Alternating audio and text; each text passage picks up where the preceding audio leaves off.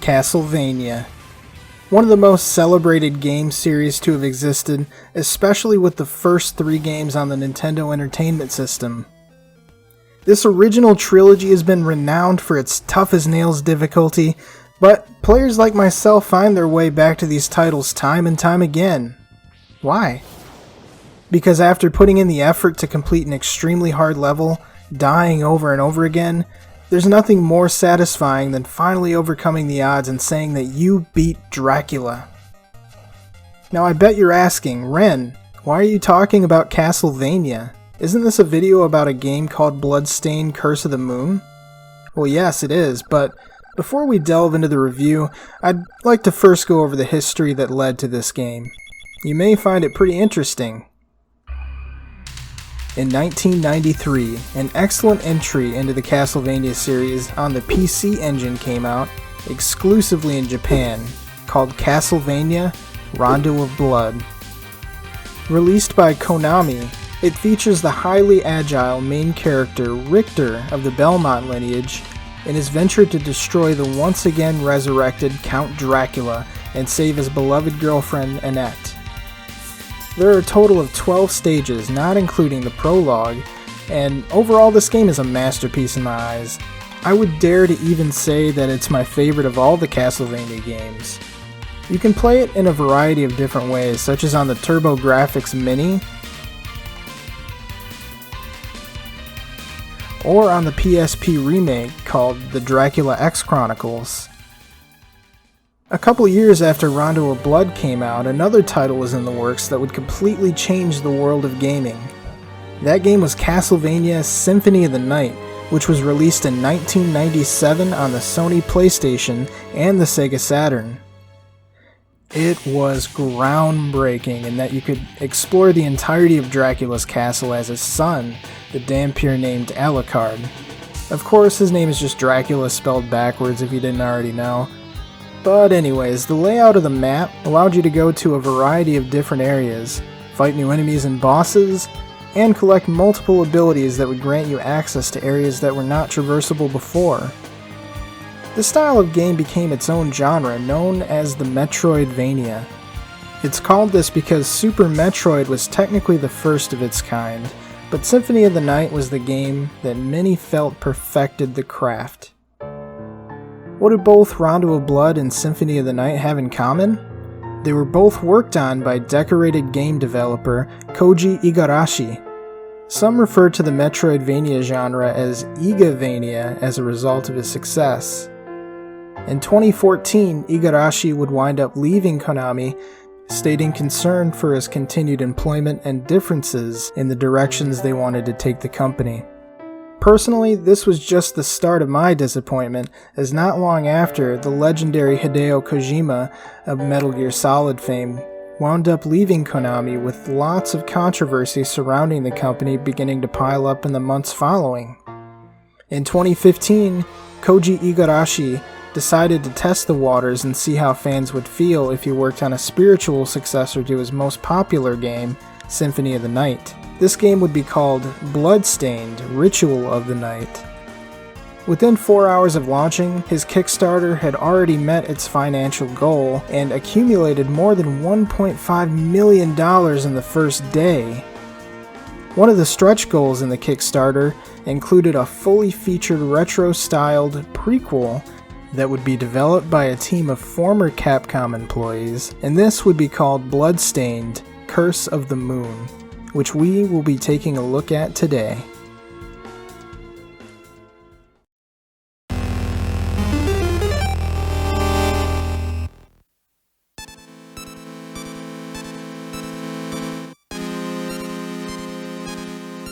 The game starts out with a Star Wars-esque title crawl that introduces a man named Zangetsu, I think that's how it's pronounced, who was by way of demons given the Curse of the Moon. He said it! He said it! His goal in life thereafter would be to eradicate each and every demon he could get his hands on. This fellow would get along great with Doom Guy. One night, he senses the presence of a way more powerful demon and sets out on an adventure to destroy it. That's really all there is to the main plot, as the game jumps right into the action. Immediately off the bat, no pun intended, you are introduced to some classic CastleVania-styled controls, which allows Zangetsu to make great use of his sword to slash monsters that he comes across. He can jump in one direction and is able to slice from both sides while in midair. The player has the option to destroy these lanterns in the air, which give out multiple sub-weapons, potions to use said sub-weapons, score points which can add up for extra lives, and hearts to replenish your life. Yes, hearts actually heal you in this game, unlike the original Castlevanias. Speaking of sub-weapons, Zangetsu can use magic charms which are great against enemies on the ground, a whip which can attack diagonally, and a demon essence that enables a double damage buff for a short period. It should be noted that before beginning a save file, you have the option of playing on 2 different difficulties. Veteran allows you to play the game in the style of an old school Nintendo game. Oh no! That means limited lives and being knocked back when an enemy hits you. There's also casual, which is the opposite of all that and doesn't penalize you for selecting it. Of course I chose veteran because I am a masochist. During the game you'll encounter a diverse cast of enemies such as these giant golems, these annoying toads that act an awful lot like fleamen. Oh lord. Oh no! I hate the frogs. I hate them. Please stop. Please stop. I'm only one man. And these things that act like the Medusa heads from CastleVania. The variation in monsters here is truly something special. At the end of each stage, you encounter a boss fight that usually has a pattern which can be figured out pretty easily. Most of them are well thought out, with only 2 of them I'd say giving me a bit of a harder time towards the end of the game. After you deplete a boss's health, they will go for a final attack, which can deal some damage but fortunately won't kill you if you're low on life. If you avoid this attack triumphantly, the game will reward you with an extra life. Once the boss is killed, you will encounter any of 3 unique characters. The cool part about this is that you have the choice of having them join your side as a playable character for the rest of the game, walking past them and leaving them for dead, or literally murdering them yourself and absorbing their powers. If you accidentally do the wrong thing, you can always go to the start menu and activate the Curse of the Moon, which allows you to go back in time and replay each level for a different outcome. Each level is structured in a way that you can use the abilities of your newfound companions to get to places that you wouldn't otherwise reach with the standard Zangetsu by himself. Oftentimes these areas will contain permanent upgrades like one for your maximum health, your magic points, your attack power, and your defense. Miriam is the first companion you'll meet, who is actually supposed to be the main character of Ritual of the Night. In this game, she can jump around double the height of the other characters and carries a whip that can extend pretty far. Think of Simon Belmont, but with a dash of Michael Jordan. You next encounter the magician named Alfred, who's a bit clunky in his movements and has a short life bar. Oh! No! The old wizard shall do it! Oh! No! But has superb use of magic abilities. I love this line when Zangetsu first encounters him. Your existence is unsettling to me, but your skills are not without value. I'll leave your head where it is for now. The last of the trio is Jeeble, who is honestly pretty much just Alucard. He's the most fun to play because he can send out groups of bats from his cape that are perfect against any enemies in front of or above you, and can even turn into one himself to fly around the level. It's actually wound up saving my butt a couple times. No, no, no, no! Oh my god! I can't believe it. Jeebles wobble, but they don't fall down. Miriam and Alfred add to the lineup of sub-weapons, with weapons such as daggers and battle axes accommodating the former, and magics like fire, frost, and electricity being of use to the mage. If you decide to kill all of the characters, you will absorb their powers as I mentioned before. Of these, there is the ability to double jump, dash, and do a crescent style slash that is super effective against enemies above you. You may have noticed the music playing in the background, and I'd just like to mention that the soundtrack ranks very highly in my book, up there with the likes of Mother 3 and the Legend of Zelda games. Here are a few of my favorite tracks.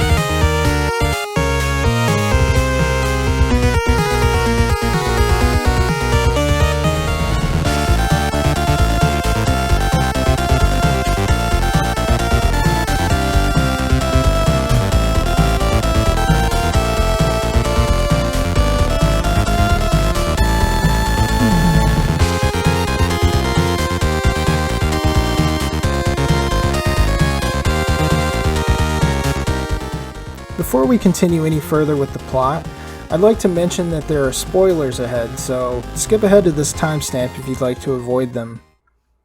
There are a ton of endings for this game, including 3 that I've found for myself. All of them depend on if you choose to ally with, kill, or leave behind the companions in some combination. The most common one is where you recruit all 3 allies. Zangetsu sacrifices himself to save the others by allowing himself to be consumed in the darkness. The allies then set off to rescue him afterwards, which is the unlocked Nightmare mode, where you play as just the 3 characters. At the end of the game, you play through a few new areas, including a gauntlet of 3 mini-levels that lead to the final boss, Zangetsu himself.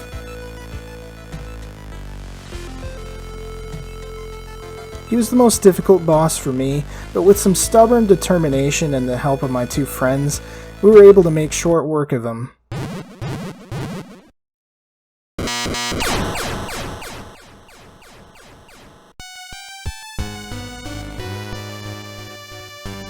Zangetsu is dead, and he wakes up in Mega Man 2, or I mean the future.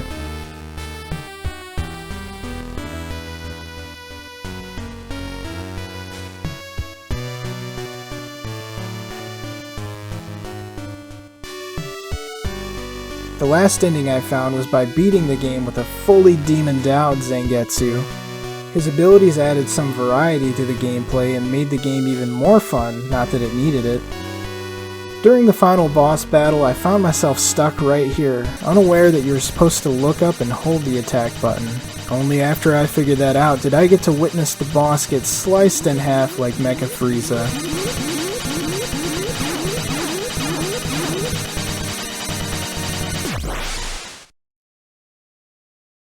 The darkness still lives in Zangetsu's heart, so he becomes the new Dark Emperor, and the game is over.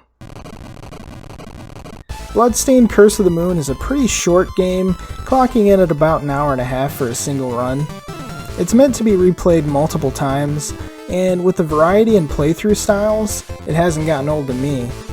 The multiple different endings will have you coming back for more, and if you prefer a bite-sized romp in the retro hey, then I can safely say that I full-heartedly recommend this one. With the length of the game being my only complaint, Bloodstained Curse of the Moon gets a 9 out of 10.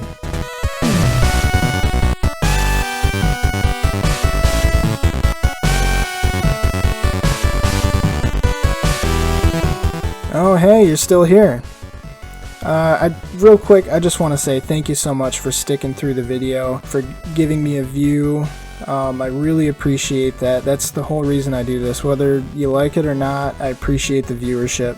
And I would appreciate even more if you're able to like the video if you liked it, dislike it if you dislike it, and most importantly, subscribe, share it with your friends. Let them know I'm here. doing things. But yeah, anyways, thank you again, and I'll see you guys again soon.